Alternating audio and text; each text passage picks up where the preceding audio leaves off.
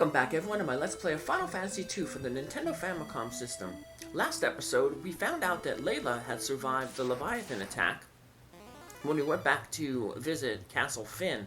And we went back to Deast Castle as well to let the woman and her son who were living there know that Ricard, the dragoon who went searching for the ultimate magic Ultima, he also was alive. We discovered him in the belly of the Leviathan. That was the creature that guards the Mysidia Tower. Anyone who has a crystal rod, the Leviathan swallows. But we managed to escape the Leviathan's belly. There was a ship there in his mouth, so we hopped on that ship and took off. So now we're going to head back to the Mysidia Tower. We did a brief jump into it just to clear out the first floor of treasure. And then we went and sold that treasure. And now we basically have a pretty empty inventory. We're going to need that empty inventory because we have 10 floors ahead of us in the Mysidia Tower. So it's going to be a long trek. It's also going to be a long trek back to the Mysidia Tower. So basically got to travel all the way around the world. So, but yeah, if there was a few more little channels or canals, we might be able to, you know, save some time. But the way the world is built up, well, we got to do a lot of sea travel. So if you're looking for a full bestiary, like if you're playing an advanced game, you want to make sure that you catch up on all the sea monsters. You want to get the killer fish, the sea dragons, the buccaneers, and the helldiver eagles, because eventually they will be replaced after the Mysidia Tower. So, but if you've been doing a lot of sea traveling, you probably should have ran into most of these monsters already. So, but good chance for Maxine to work on her thunder spells. So that will be the only element that we won't be really using in the Mysidia Tower. There will be boss monsters that will be weak to fire, ice, and the scourge spell, but none that are weak to the thunder, so we'll just get our thunder uses out here. Fess can also use his as soon as spell. Like I said, keep trying to get that up to level 8, and then we can have him work on other stuff. So yeah, right now he can pretty much cure all the status ailments with the exception of KO, but if we need to cure KO in battle, we can use the life spell. It can cure KO outside of battle, because it's always one more level outside of battle, but we just want to get to level 8 just for extra safety, so in case one of the other things don't, castings don't work, so. But yep, so. Now for the Mysidia Tower, because we're going to have a lot to discuss here. Like I said, it's going to be 10 floors, and they're going to be a lot of elemental themed floors. So we're going to get like a fire floor, we're going to get ice floors, and we're going to get kind of like a thunder floor. So now, on the ice and the fire floors, there's going to be damage tiles, and these damage tiles, like the ones in Final Fantasy I, when we walk on them, we won't get into any random encounters, so that's pretty good. But in order to, I guess, make up for that, the encounter rate on those floors, when you're not walking on damage tiles, be they fire or ice, you're going to take, there's going to be a lot of random encounters, so yeah, you'll notice that the Mysidia Tower has a very high encounter rate, so, and some pretty annoying enemies, so, most annoying being the imp monsters, because they can confuse you, but thankfully we have protection from confusion for 2 of our characters. Fess has protection from confusion thanks to the ribbon, and the twist headband on Booker prevents him from being confused, so always nice. Eventually we'll get some other items that protect against confusion as well, so There'll be a shield that Booker will eventually get, and there'll be a second ribbon that Maxine will get, but that'll be much, much later. And also you can get, pretty much get ribbons from everybody if you want. Like I said, the Lamia Queen will eventually become a random encounter that you can farm. And there's another enemy as well that you can farm ribbons off of. And the good thing is, it took a lot of resets to get the ribbon from the Lamia Queen that was posing as Princess Hilda. But it'll be much easier in the random encounters, even though the drop rates are the same. It'll be easier because there may be multiple Queen Lamias in a battle, or multiple of these other monsters. They're like knights on horses. I think the knights that defeated us at the beginning of the game. So those black knights. So look. Let's just stop here in Altair. Eventually, Altair will disappear. Spoiler alert. So the Empire and his plan of world domination. He hasn't been doing too much, but he's preparing. He's gonna have one last big push. So let's enjoy the inn while we can. Heal ourselves up because, like I said, we have 10 floors. A lot of monsters and stuff to go through. But the good thing is, we're going to get a lot of good treasure. They start throwing a whole bunch of stuff at us. Whether you're working with spears or swords, we'll end up getting a whole bunch of elemental spears, swords, and equipment. So, just made a quick safety save there, which was good because my capture card started messing up there a little bit, so I had to reset. But, oh, alright, here we are, back in the Mysidia Tower. First floor is going to be pretty short. You can see the exit up there to the northeast. But no real new enemies on this floor here. We already saw everything we could. Well, no, we didn't. The one more enemy we could see out here is the vampire girls. But I did mention them in the previous episode. So you run into vampire girls, hit them with your fire spells. Pretty easily.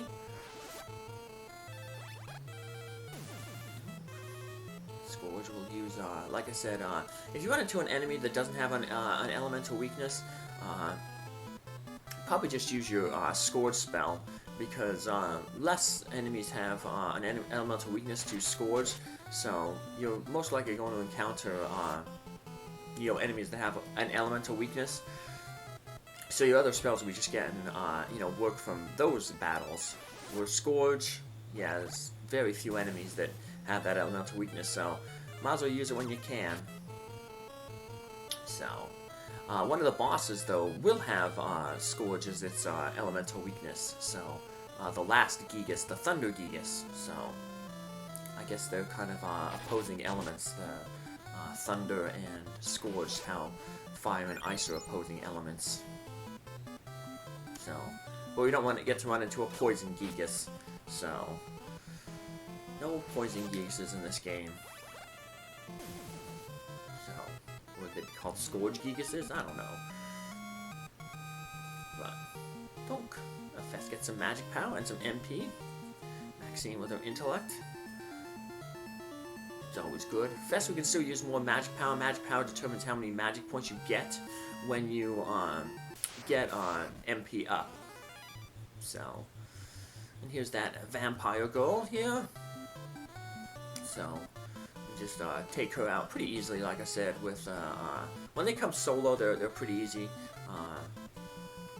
because you can just hit them with a fire spell and take them out.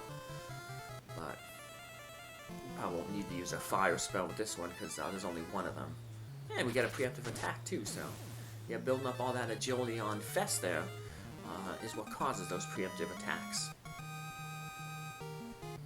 So, now this floor, there's a lot of these narrow passages, so you might think you have to have a lot of wandering around, but you can avoid a lot of wandering around because there's a lot of hidden passages.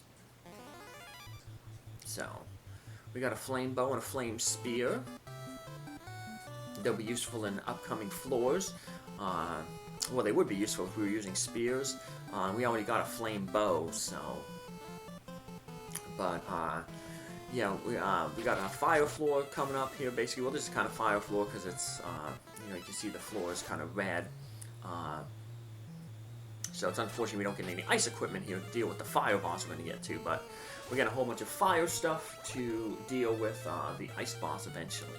So, but we already have all that stuff, so.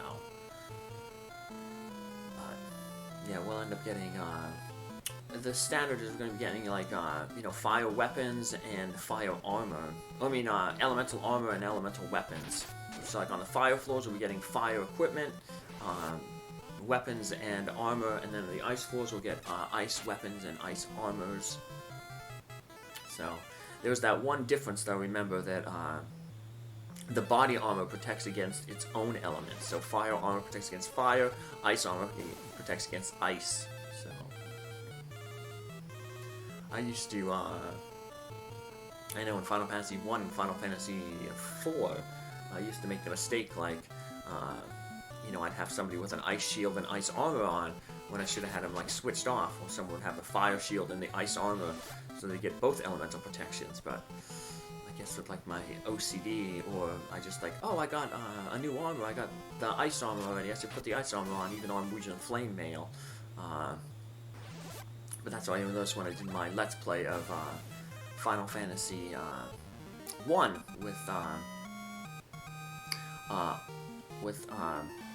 I'm forgetting, Bert Bees, Albert Bees, Chip and Nichols had the ninjas. They alternated their gear.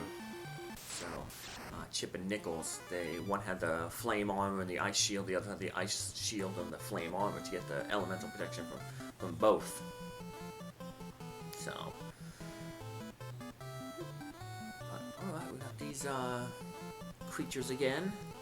More flan monsters. The black one's weak against fire. The red one's weak against thunder.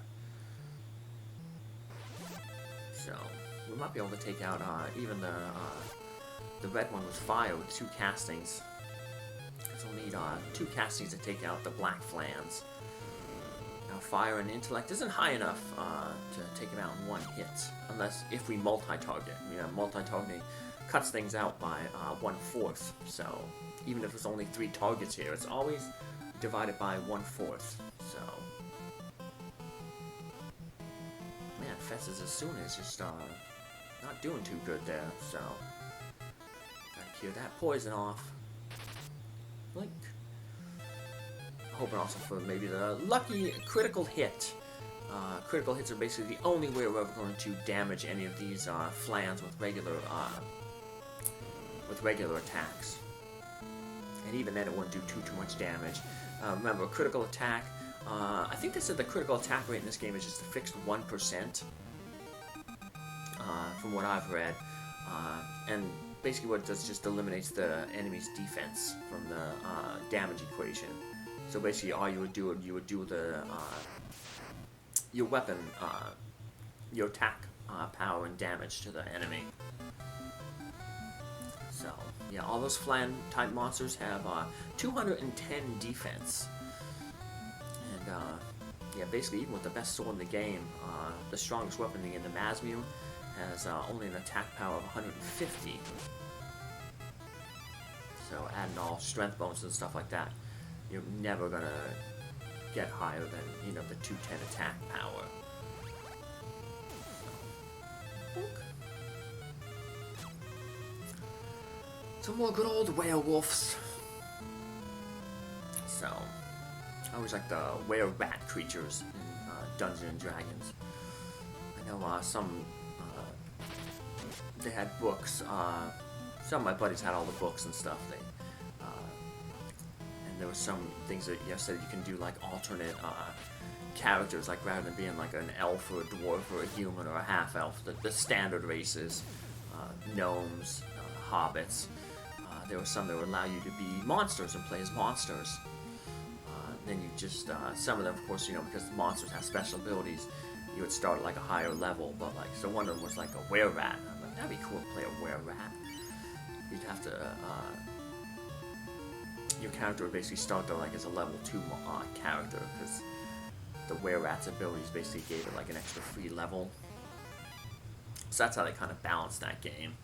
As much as Dungeons and Dragons could, I guess, be balanced. So there was always seeing ways to break the game. There was always that one person in your group whose goal was to break the game. They'd find ways to develop things to make you know, their character the most powerful, and so it's pretty interesting. I just saw a few videos on YouTube about Magic the Gathering, which I haven't played since like high school, back in Alliances. I think it was like '96, so it's probably been like over 25 years since I played that game. But yeah, it's still out, and there's so many new rules and stuff, and new formats and everything. But there was people talking about ways to like break the game. So yeah, I guess I was thinking about that recently because I went up to visit my family around Thanksgiving time. My cousin, he used to play it really big, and he still has his old decks, but he got all like the power cards, like the Power 9, the really expensive cards that came when the first game came out. Now they're worth like tens of thousands of dollars, so it's like pretty crazy. So, good old investments. It was weird because he basically inherited all those things from his older brother when his older brother died. And I remember his older brother was in debt because he was spending a whole bunch of money on like magic cards and stuff. We're like, you know, hey, why are you spending like $200 to, you know, buy this card? Or like he spent like about $2,000 to buy these like 9 Power 9 cards. They were like $200, $300 each, you know. And we're like spending $2,000 on trading cards, you know, and now like they're worth like tens of thousands of dollars, you know. If we only would have known back then, you know. But sadly, like I said, he unfortunately has passed away. He died in a car accident. And, you know, his younger brother inherited all that stuff, and there we go. He can use it for his family now. So, or his dogs and animals. He has a dog and like 6 cats. You know, wife. All his kids are out of the house. So, but we are not out of the woods yet. So, hope you come back for my next episode. We continue to explore the Mysidia Tower and this fire floor. Take care. Have a good day. Bye.